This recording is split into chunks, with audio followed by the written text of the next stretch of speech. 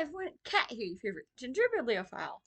And, well, when this goes up, it will be Monday, so y'all know what that means. More Grimm tales. And this gray fluff behind me. You don't get to see his face, but there's a fluffy gray kitty butt. Because it was warm enough to, like, air dry my hair yesterday when I got home because it was pushing 80. Today we're creeping into the 60s, which is rude. Because I'm going, yay, I'm going to finally be able to plant my garden and have some pretty flowers to lure in all the butterflies and the hummingbirds and show y'all on Wednesdays. And it's supposed to drop to the 30s again.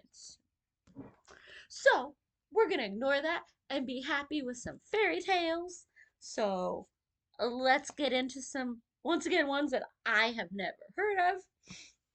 This time we're on tale 74, The Fox and His Cousin.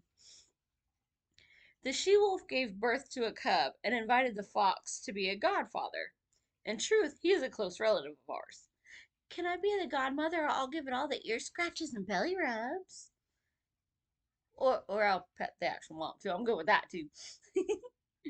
He's got a good head on his shoulders and is very clever. He can instruct my son and help him get by in the world. The fox appeared, made an honorable impression, and said, "My dear cousin, whom I hold in such great esteem, thank you for the honor that you have bestowed on me. You can rest assured that I shall conduct myself in a way that will make you happy." The fox enjoyed the meal during the christening feast, and he was very merry.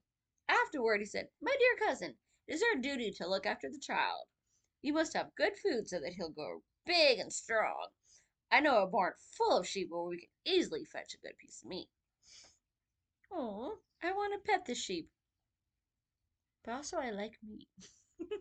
Though I've never eaten a sheep. Cows, yes.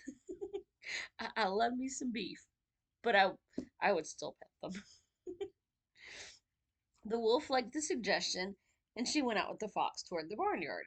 He pointed out the barn to her from the distance and said, "You'll be able to creep in there unnoticed. In the meantime, I'll look around the other side to see whether I can catch a chicken. Ooh, can make some good chicken wings." He did not move, however, but lay down, stretched out his legs, and rested at the edge of the forest. Sneaky fox. The wolf crept into the barn, but came across a dog that made such a racket that the farmers came running. They caught the wolf and poured burning lye over her coat. "Oh, don't be picking on the poor sweet wolf. That's not how you get him to pretend to be domesticated puppies." Nevertheless, she managed to escape and dragged herself into the forest. The fox was lying there and made sounds as if he were moaning. "Ah," he said, "dear wolf, I have had a terrible time of it. The farmers attacked me and broke every limb of my body.